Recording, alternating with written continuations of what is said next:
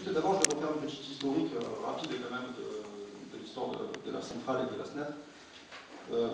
Donc, qui au départ appartenait à Charbonnages de France, donc on était une entreprise publique et on brûlait le charbon qui était exploité par la mine de Verdun. En 1999, on a eu un ministre, je vais faire juste historique avant d'arriver au problème auquel on est confronté. On a donc le ministre de l'industrie de l'époque en 1999, Troscan, pour ne pas le citer, je ne vais pas forcément le citer aujourd'hui, mais nous avait promis la création d'une nouvelle unité charbon qui n'a jamais vu le jour. Entre-temps, 2 ans après, pas longtemps, on avait été vendu en partie à Endesa, des Espagnols, un énergéticien espagnol. Qui, eux, nous ont promis, une fois qu'ils ont pris la majorité de l'actionnariat, nous ont promis un groupe gaz sur la centrale de Verdun. Un supplément à chaque fois des groupes qui sont déjà existants. Ce groupe gaz n'a jamais été fait. Et eux, quand ils ont racheté les parts d'Endesa, nous ont promis, encore une fois, de continuer le projet lancé par Endesa, donc le groupe gaz. Ce projet, évidemment, il n'a pas vu le jour, sinon on ne serait pas là aujourd'hui pour parler du problème auquel on est confronté. Et au lieu de ça, en fait, E.ON aujourd'hui nous annonce la fermeture de 5 unités au niveau national, dont la tranche 4 LFC de Gardanne, en prétextant en fait des normes environnementales qui, pour certaines tranches, l'argument peut être entendu, sauf que pour la tranche 4 LFC de Gardanne, on n'est pas concerné par cette directive-là, la directive J.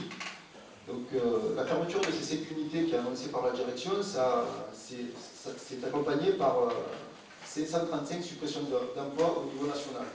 Pour la centrale de Gardanne, ça représente un emploi direct une centaine d'emplois environ. Donc après, il faut compter autant de sous-traitants et ainsi de suite pour toutes les chaînes de métiers qui peuvent être impactés par l'activité de la centrale. Après, il faut savoir aussi que par rapport à la fermeture des 5 unités qu'annonce la direction, pour des sites comme Lucie et Orléans qui sont des sites monotranches, donc qui ont une seule unité de production, ça équivaut évidemment à la fermeture totale du site, donc un désastre social encore sur chaque site. Ce n'est pas pour minimiser ce qui va se passer à la centrale de Gardanne, parce que sans emploi, c'est aussi un désastre social. Ce n'est pas pour faire une comparaison, mais bon, c'est pour donner quand même les éléments. Sur la centrale de Gardanne, par rapport à la tranche 4, l'annonce qui est faite de fermeture, on a mandaté la CGT, par l'intermédiaire du CE, une expertise qui a un début de rapport qui a été déjà donné il y a quelques semaines en arrière. Ce rapport d'expertise nous montre clairement que la tranche 4 est viable, premièrement, qu'en termes de rejet de pollution, bref, c'est l'argument qui avance la direction. Déjà, on n'a aucun problème pour aller jusqu'à 2015, et à partir de 2016, des nouvelles normes vont rentrer en vigueur. Il suffirait d'un investissement qui est minime pour une activité comme la nôtre, de 4 à 5 millions d'euros, pour pérenniser l'activité de cette tranche jusqu'à au moins 2020. Donc aujourd'hui, nous, avec les salariés et la CGT, à la centrale, on n'est pas prêt à entendre ces arguments de la direction, et on se positionne clairement contre ça. Y compris la fermeture. Il y a quand même, je veux dire, des études qui montrent que la consommation d'énergie va augmenter. Elle augmente constamment et elle va continuer à augmenter dans les années à venir. On ne peut pas répondre aux besoins en énergie. Ça, c'est nationalement et encore plus dans la région PACA, parce qu'on sait qu'on est une région qui est difficile pour l'approvisionnement d'énergie. On ne peut pas répondre à ce besoin en fermant des unités.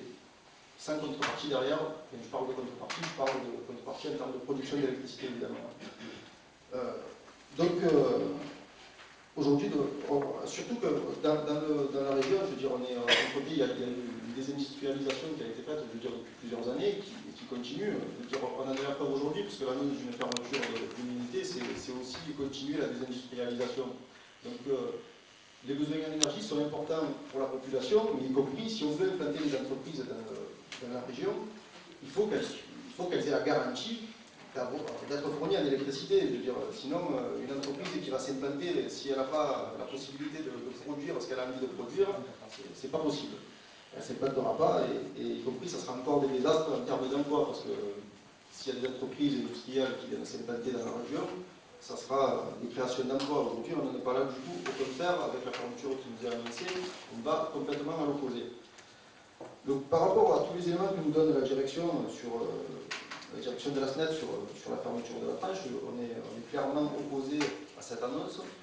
Et depuis hier, en fait, on a un mouvement de lutte qui a commencé nationalement et en particulier pour la centrale de Gardanne, pour revendiquer clairement le maintien des 2 groupes de production qu'on a sur le site en activité, moyennant l'investissement dont j'ai parlé de 4 à 5 millions d'euros pour la tranche 4, en sachant que la tranche 5 elle a été déjà équipée d'une station de dépollution des fumées, donc on passe largement les normes au-delà de 2016 et voire encore plus loin dans les années. Donc on revendique clairement le maintien des 2 unités de production ainsi que la création d'une nouvelle unité de production. Parce que les besoins sont croissants et les besoins sont croissants et on ne peut pas, voilà, on ne pourra pas y répondre, je l'ai déjà dit, mais je me répète, on ne va pas y répondre en fermant des unités. Donc il faut au minimum maintenir ces unités qui sont déjà en activité au-delà de 2016 et y compris, on revendique la création d'une nouvelle unité de production.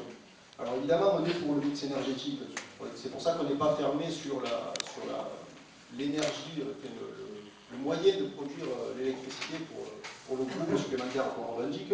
La direction nous avait avancé un projet biomasse, mais bon, avec toutes les annonces qu'on a eues depuis une dizaine d'années, toutes les promesses qu'on a eues qui n'ont jamais été tenues, je veux dire aujourd'hui c'est encore une promesse de plus, on n'y croit pas vraiment. Donc on va pas, nous on ne va pas porter le projet de la direction, clairement. Nous on porte la revendication, elle est claire, c'est le maintien des 2 unités et la création d'une unité supplémentaire. S'ils veulent faire de la biomasse, on sera prêt à discuter. S'ils veulent faire autre chose, on sera prêt à discuter. Mais y compris, on a la connaissance de leur production d'électricité par le charbon. S'ils nous font du charbon, c'est très bien pour nous. Hein. C'est très bien pour nous, y compris en termes d'emploi. Parce qu'en termes d'emploi, il faut savoir que si on veut comparer avec nos centrales à gaz, en termes d'emploi, il y a au moins à puissance équivalente, il y a au moins 2 fois plus d'emplois directs, je parle, pour la production faite à partir du charbon.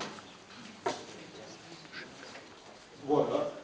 J'ai fait le tour de ce que j'avais à dire, mais bon voilà, on est confronté à un gros problème aujourd'hui parce qu'au-delà de la fermeture de la tranche 4, si on n'arrive pas à inverser la vapeur sur ce sujet, c'est y compris la pérennité du site en entier qui est compromis. Hein. Dans les années à venir.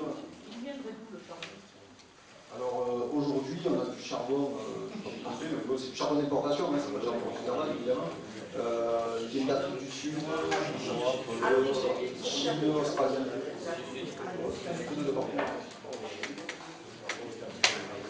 Donc comme je le disais, voilà, c'est la pérennité du site qui est en jeu aujourd'hui, parce que si on perd sur la bataille pour le métier de la tranche 4 et voir la création d'une nouvelle unité,